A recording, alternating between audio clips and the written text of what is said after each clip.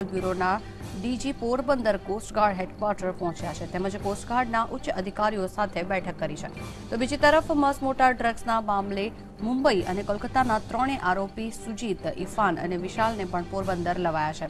કોસ્ટગાર્ડે Porbandar મધદરિયાથી henry નામની વિદેશી બોટમાંથી 1500 kilo ડ્રગ્સનો જથ્થો અને 8 લોકોને ઝડપી પાડ્યા હતા તેમજ આ જથ્થાને પોરબંદરની જૂની એસપી કચેરી ખાતે સઘન બંદોબસ્તમાં રાખવામાં આવ્યો છે।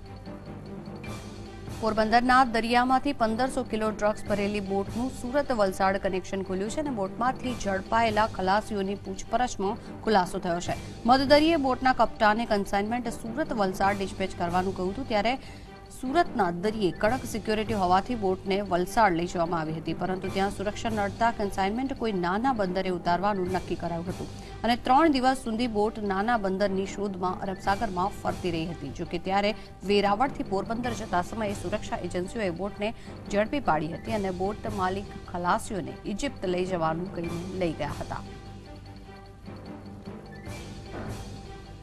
આ અંગે વધુ માહિતી મેળવીએ સંવાદદાતા વિપુલ પાસેથી।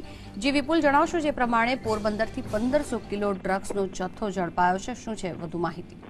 હા, ચોક્કસ જણાવ્યું કે 2 દિવસ પહેલા જે કોસ્ટગાર્ડે જહાજ પકડ્યું હતું એમાંથી જેમાંથી 1500 કિલો જેટલો ડ્રગ્સનો જથ્થો પકડાયો હતો તેમજ 2 સેટેલાઇટ ફોન મળી આવ્યા હતા। આ ઉપરાંત તેની પાસેથી 8 શખ્સો પણ મળી આવ્યા હતા અને પોલીસે કબજા કરી આજે કોર્ટમાં રજૂ કરવામાં આવ્યા હતા। તો ત્યારબાદ બીજા 3 આરોપીઓ છે અને એટીએસ દ્વારા એની ધરપકડ કરવામાં આવી છે અને એને તેને પોરબંદર પૂછપરછ કરવા માટે લાવ્યા હતા। આ માટે ખાસ કરીને ભાવનગર અને વલસાડ બાજુ ઉતારવાનું હોવાનું જાણવા મળે છે પરંતુ હકીકત ખરી રીતે આમાં ક્યાં ઉતારવો હતો અને તેની પૂછપરછ ચાલુ છે। હાલ પોરબંદર કોસ્ટગાર્ડ દેવી તેમજ એટીએસ તેમજ અન્ય એજન્સીઓના પોરબંદરમાં જમા રાખી રહ્યા છે। જી વિપુલ, જે પ્રમાણે અન્ય બીજા 3 આરોપીઓને પણ પોરબંદર બોલાવવામાં આવ્યા છે, શું તેમની પાસેથી કોઈ માહિતી મળી શકે કે?